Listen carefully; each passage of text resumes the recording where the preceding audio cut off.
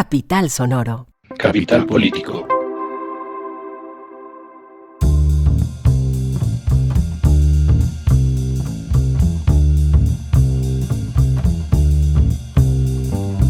Capital Político es un podcast que semana tras semana se ocupa de las noticias más importantes de Colombia, Bogotá y el mundo, pero que hoy presenta un pequeño especial sobre el camino hacia las elecciones a la alcaldía de Bogotá, para hablar sobre los debates, las agendas, las propuestas, lo que se ha visto. Hacemos este breve episodio, una entrevista con el gran bogotólogo de Capital Sistema de Comunicación Pública, nuestro experto en materia de ciudad, de los asuntos que tocan a esta matriz gigantesca, monstruosa que es Bogotá, y es el director y presentador de Planeta Bogotá en los miércoles de Mesa Capital. Se trata de Fernando Rojas. Fernando, espero que sea una buena introducción. Bienvenido a Capital Político. Muchísimas gracias por aceptar esta invitación.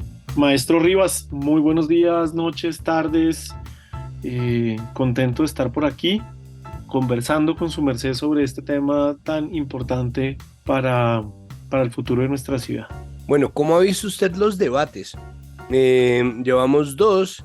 Los temas han sido más bien recurrentes, pero obviamente ha tenido matices. ¿Qué balance le dejan a ustedes estos debates? Yo creo que el balance ha sido muy de ataques personales, muy dominado por la agenda nacional y bastante como alejado de lo que está sintiendo y pensando la gente hoy en Bogotá.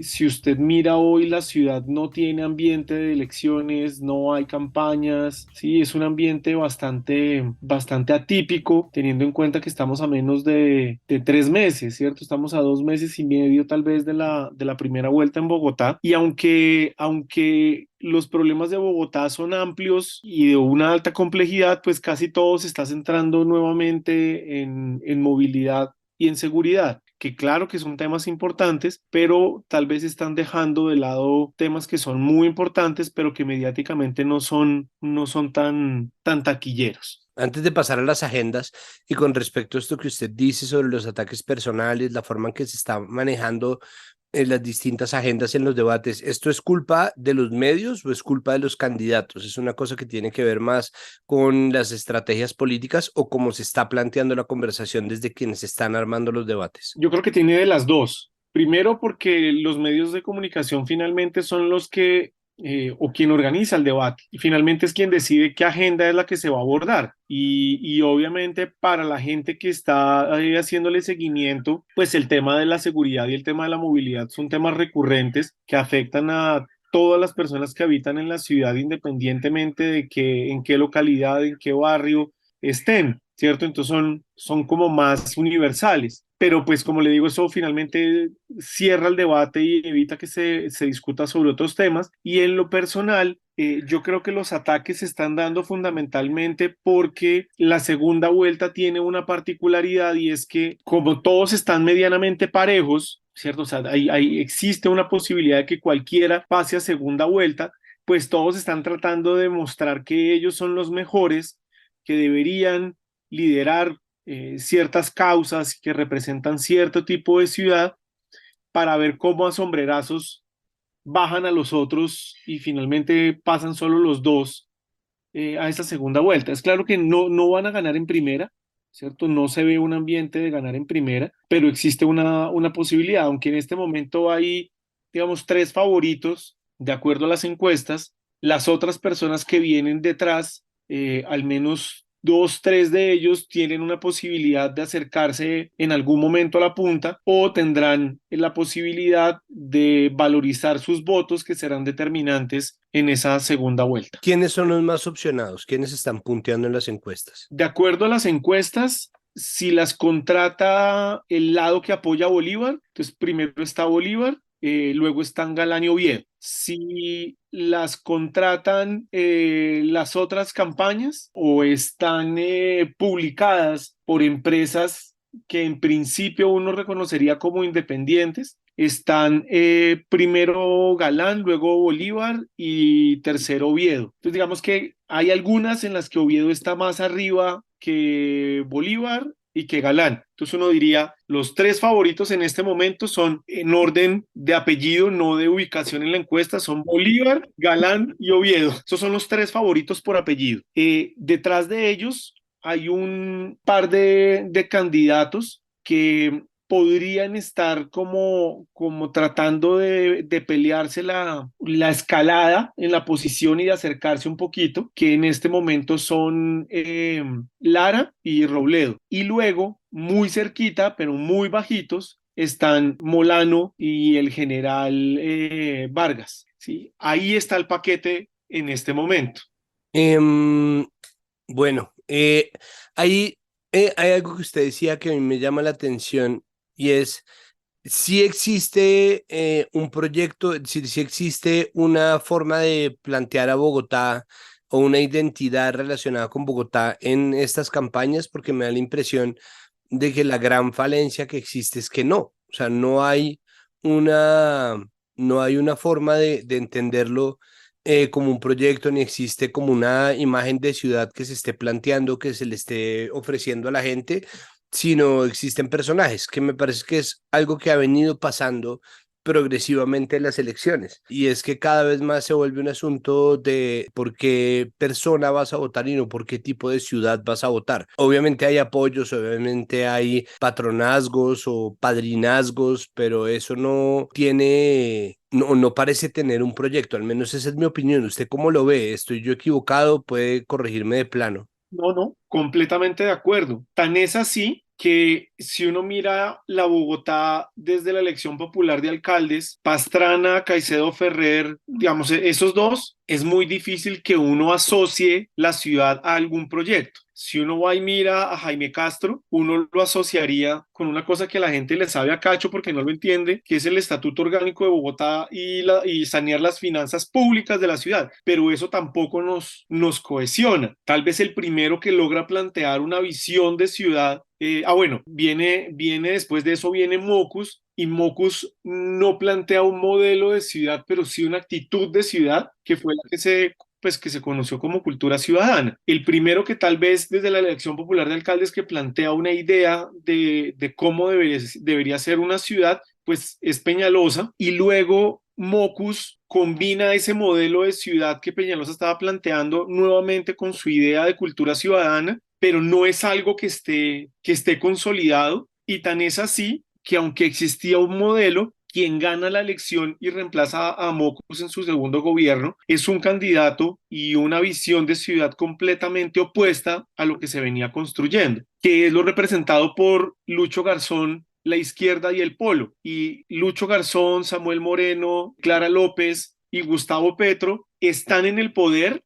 sin tener clara cuál es como una propuesta de ciudad futuro para todo el mundo, que todos nos sintamos parte de eso que se estaba haciendo. Tan es así que quien reemplaza a Petro es Peñalosa, que vuelve con la misma idea de finales de los 90 y la gente toma la decisión de decirle, no, no, mire, chévere lo que hizo y chévere que usted haga esas cosas y que organice ciertas vainas, pero hay algo en ese modelo de ciudad que usted está hablando que no me cuadra. Y llega Claudia López. Y entonces, en este momento, se lo explicaba a alguien este fin de semana que me preguntaba por eso, yo le decía, yo creo que Peñalosa tal vez no es el mejor alcalde ni el que más sepa de ciudad, pero es el único que ha puesto un proyecto de ciudad que ha llevado a que los que vienen después, sabiendo o no sabiendo de ciudad, terminen haciendo lo mismo porque nunca pararon para decir, bueno, ¿qué tipo de ciudad es la que nosotros estamos queriendo continuar ahorita? Entonces, ¿qué es lo que viene?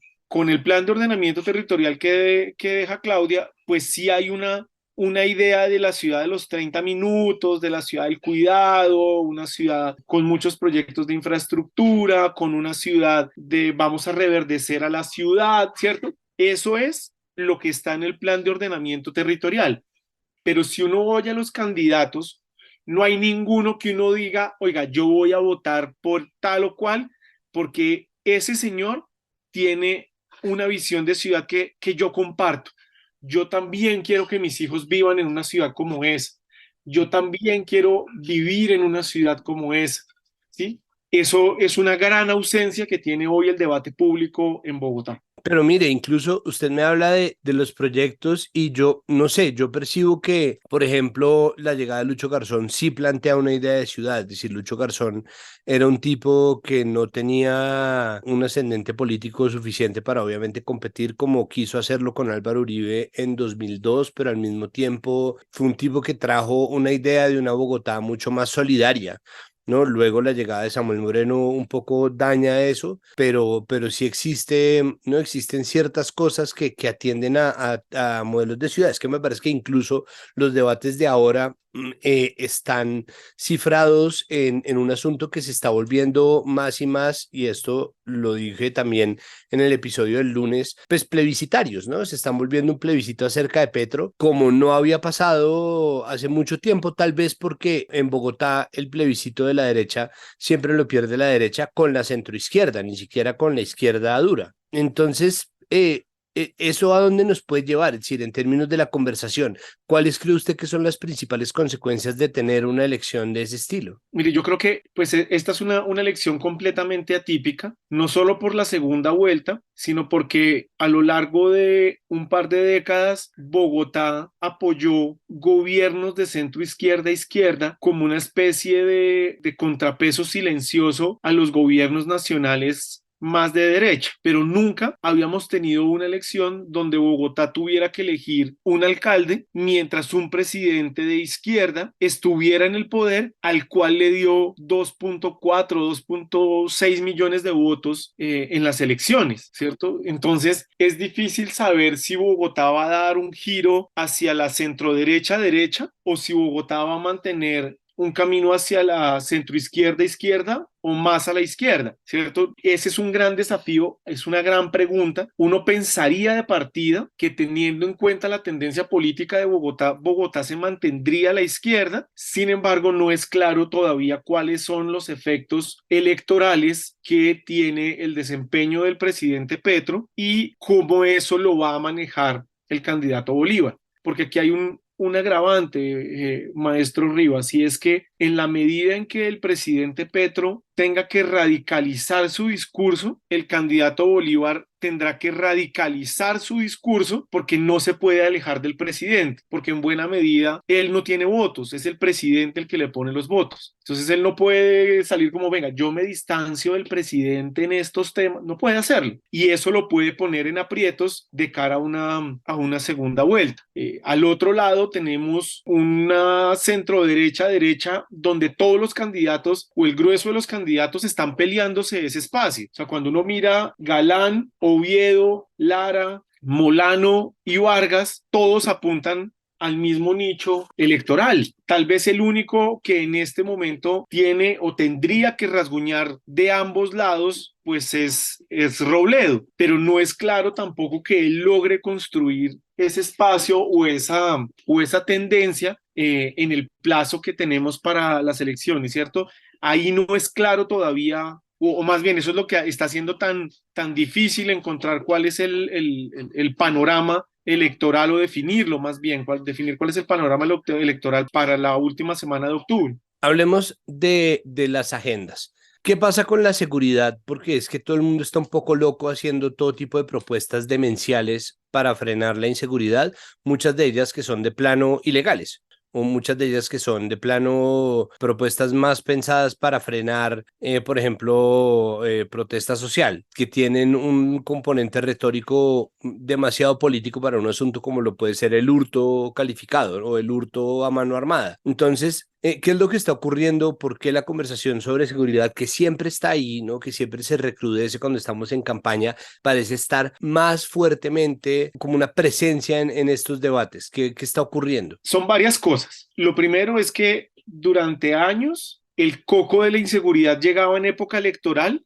porque había una facción política que decía, si ve, esto está mal, yo lo cuido, vote por mí. Hoy hay un problema de resultados, de visión, de coherencia de la política de seguridad nacional que afecta a la ciudad. Entonces hay una ala política que está diciendo, si ve, lo de seguridad está tan mal que usted tiene que votar por mí, ¿cierto? Como una manera de decirle, venga conmigo que yo lo recupero. pero al mismo tiempo hay un problema de fondo en materia de seguridad que no tiene una respuesta concreta por parte de las autoridades, gobierno nacional, gobierno distrital, fiscalía, policía y rama judicial, que no es nuevo, ¿cierto? O sea, esto ya venía dándose desde el gobierno Duque, pero después de la pandemia, digamos que la seguridad se convirtió en uno el talón de Aquiles, tal vez más difícil para la alcaldesa, para su equipo, y con la llegada del presidente Petro, la sensación de que la seguridad está desbordada, pues se hizo mucho más cotidiana y el miedo se tomó muchos sectores de la ciudad. Entonces, ¿dónde está hoy para mí el problema?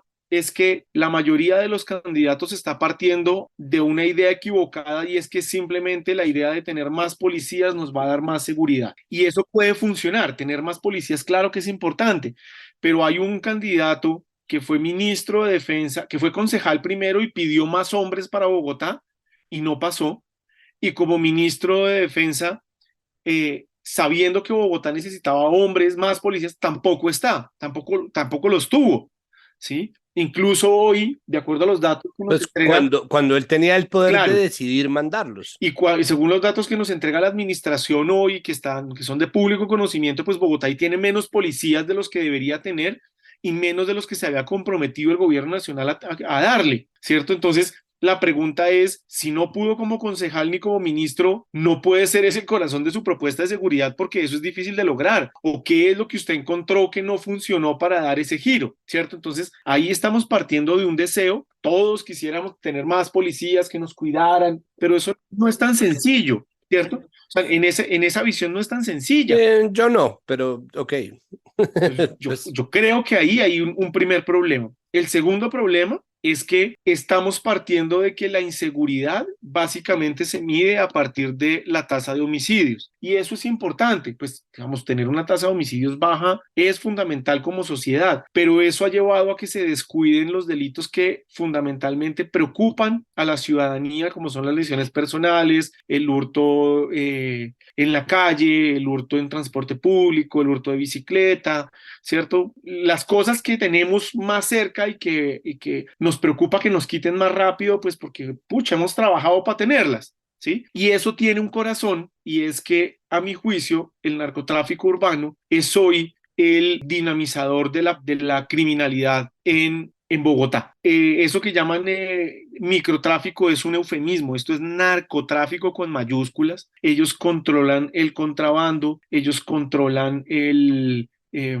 la extorsión, ellos controlan la venta de droga, ellos controlan los pagadiarios, ellos controlan el ajuste de cuentas, ellos controlan el loteo de tierras, ellos controlan infinidad de negocios que están alrededor de la criminalidad y del narcotráfico. Entonces, mientras yo no centre mi atención en eso y cambie la estrategia en la que participe el gobierno nacional, el gobierno distrital, la policía, el ejército y la fiscalía, pues nada va a cambiar. Porque esa idea de que desmantelemos una banda y funciona, no, pues lo que hemos visto es que ellos mutan y cambian rapidísimo y se regeneran. Entonces, ahí es donde yo siento que está hoy el problema y la gente no está funcionando, o los candidatos parecen no entenderlo de esa manera y se están yendo por las ramas. la otra cosa que viene es el asunto de movilidad. Y esa es como la segunda agenda, pues siempre, ¿no? Pero además, es decir, ahí existe una medición clara. Bogotá es la ciudad más congestionada de este planeta. No, la gente pierde una cantidad de tiempo ridículo en trancones. Se trata de una ciudad que no tiene infraestructura.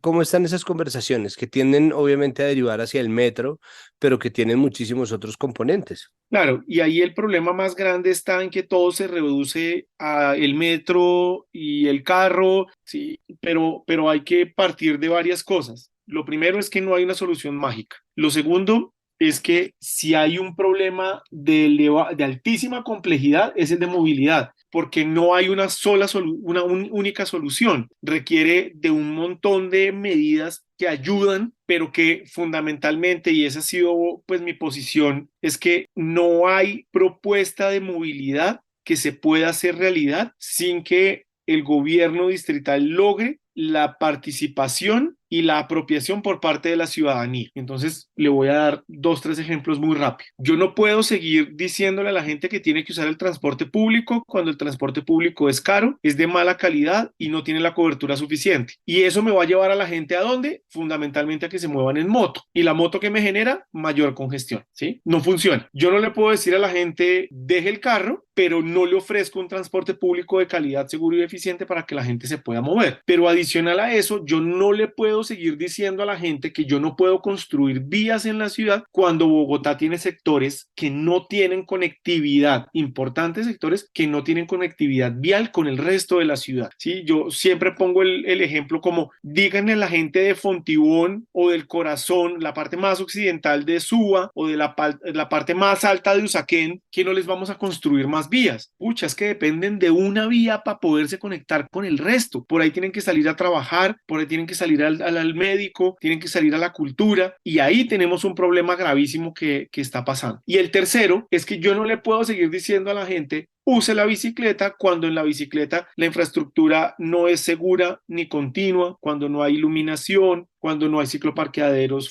suficientes, cuando no tengo un nivel de cobertura lo suficientemente amplio que me permita que gente de diferentes sectores se pueda conectar. Entonces, las ciclorrutas de Bogotá son buenísimas, pero el grueso está en la Bogotá plana. O sea, miremos cuántos kilómetros de ciclorruta hay construidos en la parte alta de Usaquén, en la parte alta de Chapinero, en la parte alta de Rafael Uribe, o en Ciudad Bolívar, o en Usme. Incluso, ¿cierto? Suba tiene una loma impresionante y poder subirla en bicicleta es un camellazo. Entonces, ese tipo de ejercicios y de ejemplos son los que planteo yo que si no logramos que el gobierno lance una propuesta que a la gente la cautive, ¿cierto? La motive a poder sumar, pues simplemente vamos a seguir con mal parqueados, con gente atravesándose donde no debe, con accidentalidad disparada. Eso es a lo que me refiero. Por último, Fernando, ¿qué se le queda por fuera de, qué se le queda por fuera de estos debates? ¿Qué le gustaría ver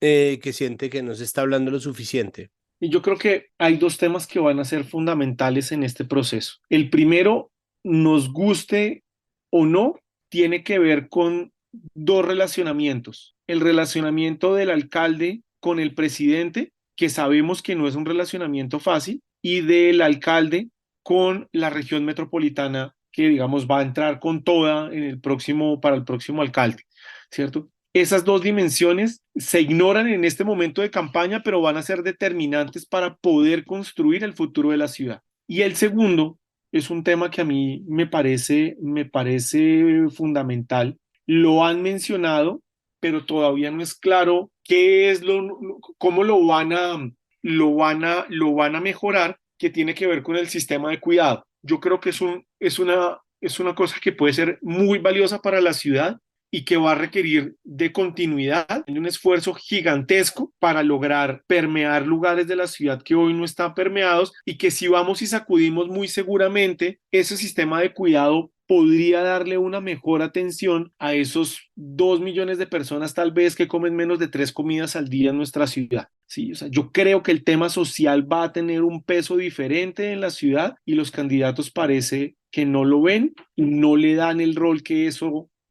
requiere. Y en buena medida yo creo que los medios de comunicación también juegan un papel ahí, pues por lo que les decía al comienzo. Movilidad y seguridad son transversales, mientras que lo social uno podría pensar que está más dirigido a quien lo necesita, y pues tal vez a la gente de estrato 4, 5 y 6 no le interese tanto.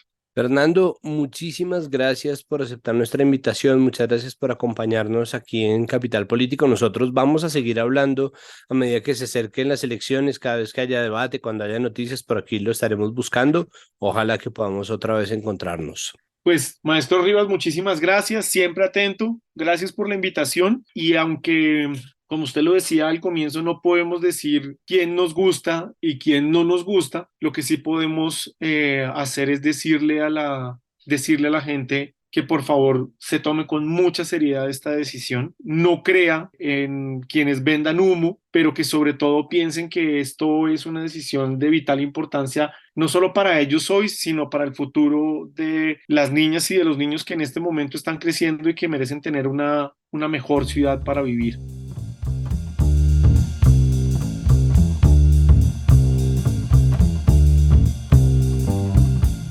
la segunda parte de este episodio de Capital Político sobre elecciones, vamos a hacer un repaso por algunas noticias recientes que han ocurrido.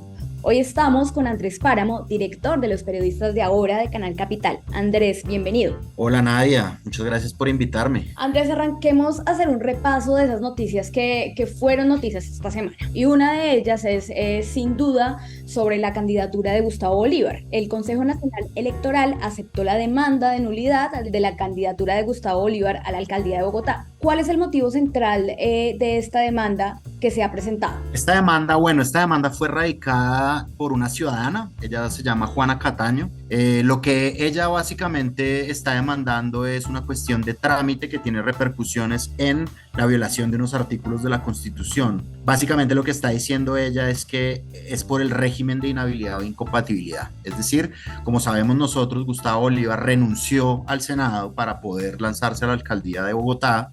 Una cosa que ha sido, digamos, criticada por algunos analistas, ¿no? El hecho como de usar una corporación de trampolín para otra. Y pues Gustavo Bolívar, digamos, como que en un principio de su carrera política en el Senado, pues él dijo, vamos a estar aquí trabajando, no sé qué, y de repente pues se va para aspirar a un cargo, a otro cargo de elección popular. Gustavo Bolívar pues también es una persona con caudal político, obviamente él era el primero en la lista del pacto histórico al Senado, y bueno, vamos a ver cómo le va. Sin embargo, esta demanda, como lo dijiste tú, fue aceptada por el Consejo Nacional Electoral y esto significa pues una cosa básica y es que el Consejo Nacional Electoral va a analizar si sí o si no se violó el régimen de incompatibilidad. Es decir, por ahora es simplemente eso, una recepción de un análisis que el Consejo Nacional Electoral va a hacer y pues va a emitir un fallo. ¿Cómo podría impactar este proceso en el panorama político de Bogotá y en las elecciones para la alcaldía? Bueno, digamos como que el centro de la discusión jurídica es una cosa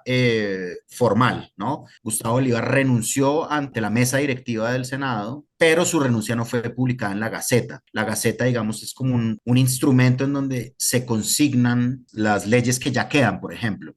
Entonces, la Gaceta oficial y su publicación implica que ya es público el acto. ¿Sí? Y por ejemplo, digamos como que este principio del derecho de desconocimiento de la ley no es motivo para su incumplimiento, nace pues, no nace sino se aplica inmediatamente la ley se publica, ¿sí? Y pues la ley se hace pública pues para eso, para que sea conocida y la prueba es esa. Lo que dice Gustavo Bolívar, cosa que él sí hizo, es una renuncia pública a la opinión pública y a la mesa directiva. Y hay analistas que dicen, con que la mesa directiva supiera y él hubiera radicado el trámite está hecho. Entonces, yo por ahora, digamos, por estos momentos en los que Gustavo Bolívar está siendo estudiado, pues la candidatura está siendo estudiada por el Consejo, no creo que tenga una repercusión muy grande dentro de la campaña.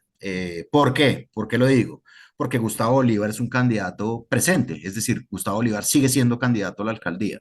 En ese sentido, esto es una noticia un poco adversa, me parece, pero un poco, digamos, como adversa, como que le pone un pequeño tropiezo por ahora a la candidatura. Pero pues sí, falta ver qué sucede con el Consejo Nacional Electoral. ¿Y usted cree que en cuanto a votos, todo el ruido mediático que se puede dar con esto lo puede estar afectando? ¿Le puede quitar votos de repente? Yo no creo, sinceramente, a mí me parece que Gustavo Bolívar es un personaje que por algunas otras razones podría perder votos. Esta no me parece que sea muy influyente para él. Bueno, pasemos entonces a hablar de otro tema que estuvo candente la semana pasada y fue el debate organizado por la revista Semana. Hubo peleas, chistes, pero sobre todo fuertes declaraciones. ¿Cómo cree usted que se están intentando posicionar los candidatos de cara al público hasta el momento? ¿Cuál es su análisis de esa cara que están mostrando, por lo menos en lo que tiene que ver con ese debate? Ok, me parece que en esta ocasión hay una uniformidad de los candidatos en cuanto a que quieren apartar su figura de la alcaldesa actual, de Claudia López. Por ejemplo, en las elecciones pasadas, eso no pasaba en todos, porque si bien los de la vez pasada estaban en contra de Peñalosa, incluida la misma Claudia, ella como que decía, vamos a quitar lo que está mal, criticamos lo que está mal y continuar lo que está bien. En esta ocasión, ellos sí se quieren desmarcar de la figura. Por ejemplo, en la vez pasada se estaba postulando Miguel Uribe Turbay, que fue secretario de Peñalosa, y pues él defendía obviamente el gobierno del que él fue parte. En esta ocasión no, vamos a ver si hay segunda vuelta, porque ahí yo creo que la figura de Claudia López, tanto la de ella como la de Petro, a ser fuertes. Y aquí al contrario hay una preponderancia de Gustavo Petro en los debates, me parece, sobre todo de Semana. Semana, digamos, es un medio que le da mucho protagonismo negativo, sobre todo en el lente de ellos, a un presidente que es bastante protagonista como Petro. Entonces aquí nosotros también vemos charlas sobre Gustavo Petro y una persona que es afín a él, que es obviamente Gustavo Bolívar del Pacto Histórico. Pero digamos, uniformidad sí hay, una crítica muy grande a Claudia López, sobre todo en materia de seguridad. Digamos, por ejemplo, Carlos Fernando Galán dice, es un desastre, ¿sí? La seguridad es un desastre. Y cómo se quieren posicionar, esa me parece aún más llamativa y particular, porque es que cada uno está como dando unos rasgos de su propia personalidad y de su propia forma de entender las cosas. Yo a Galán, digamos, por ejemplo, a Galán lo veo muy en el tono de la vez pasada, digamos, muy en el tono de decir que es independiente. Él proviene, digamos, por ejemplo, su carrera política arrancó en Cambio Radical, y él pues llegó a ser presidente del partido en un momento. Se vende, digamos, como independiente. Lo mismo Rodrigo Lara, también proveniente de Cambio Radical, él también se lanza por el movimiento Lara. Yo a Rodrigo Lara, por ejemplo, lo veo muy tratando de buscar una imagen distinta a la que él proyectó probablemente, una imagen muy seca y muy parca de senador. Ahora él está como en plan youtuber, ¿no? Candidato youtuber, yendo a comer empanadas, grabándose al lado de un batimóvil, etcétera. A Robledo, por ejemplo, Robledo lo arrinconan mucho con el tema de Petro. Yo decía que Petro es un presidente muy protagonista y también es protagonista por temas que tienen que ver con Bogotá, como el metro de Bogotá, y en eso también él está presente. Y, por ejemplo, y me llama mucho la atención la figura de Oviedo. Oviedo es un candidato muy distinto al resto que tienen pues carrera política, pues salvo Vargas que tiene una carrera policial, pero Oviedo digamos como que ha sabido, es un tipo que ha sabido jugársela para ser popular. Desde que era director del DANE, él sacó cifras durante la pandemia y el paro nacional de pobreza y de pobreza extrema, contradiciendo al gobierno del que él era parte. Y ahí se hizo muy famoso. Yo creo que él aprovechó, él se fue a una rueda de prensa general en todos los medios a su salida, yo lo recuerdo.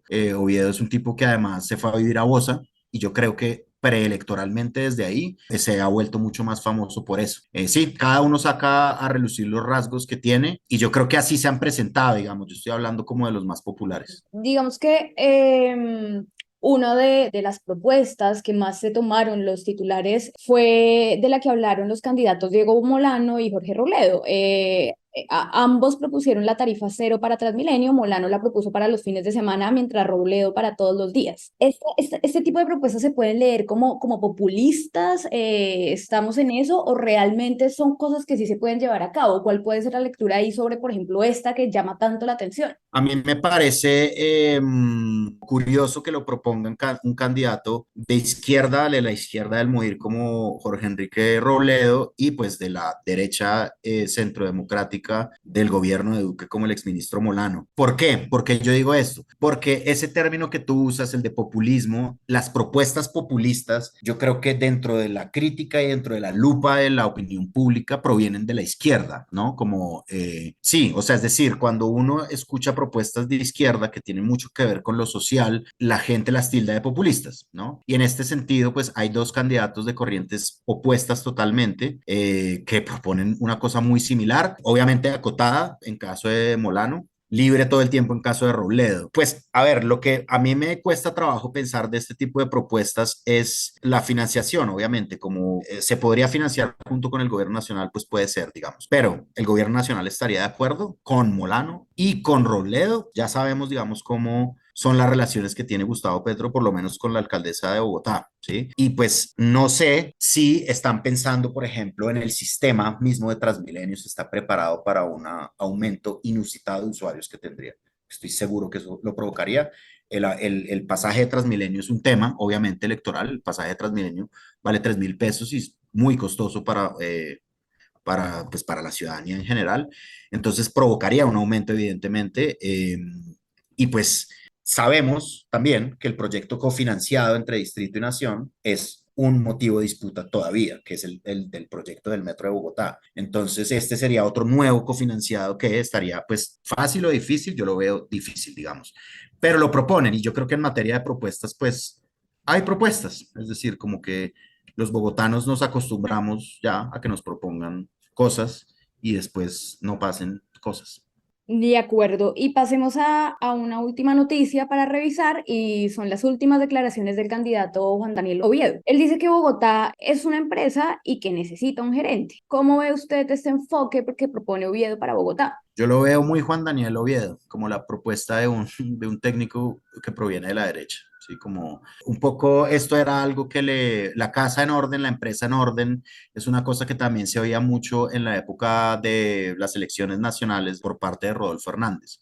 Un tipo que administra bien una empresa, administra bien una ciudad. En ese sentido, la ciudad y la ciudadanía sería vista como clientes. Yo creo que es el elemento ideológico que a veces no se acepta tanto de un tipo como Juan Daniel Oviedo. Pero pues sí, él proviene, digamos, él nunca ha sido político, pero sí ha sido funcionario, traído, digamos, al Estado por Charo Guerra, por ejemplo, del Centro Democrático.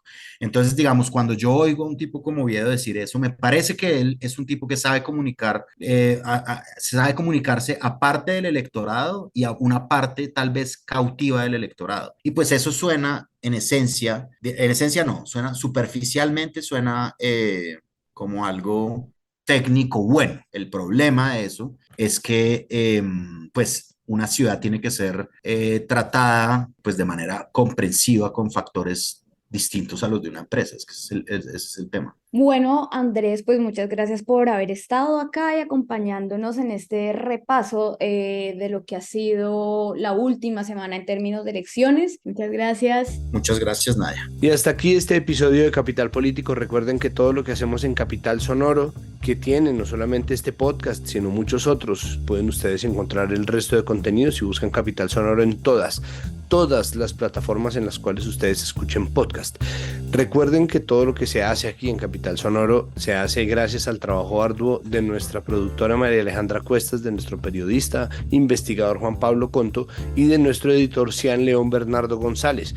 Recuerden también que tenemos un podcast noticioso que sale todos los días en la tarde. Ahora un podcast es uno de los muchos formatos en los cuales se difracta, se divide y se expande el sistema noticioso del sistema de comunicación pública Capital, que se llama Ahora, y ustedes pueden encontrar todos los contenidos, incluyendo por supuesto nuestro podcast, a donde sea que miren y en donde sea que se encuentren. Pueden suscribirse también al boletín de noticias diario que va a llegar a su correo electrónico.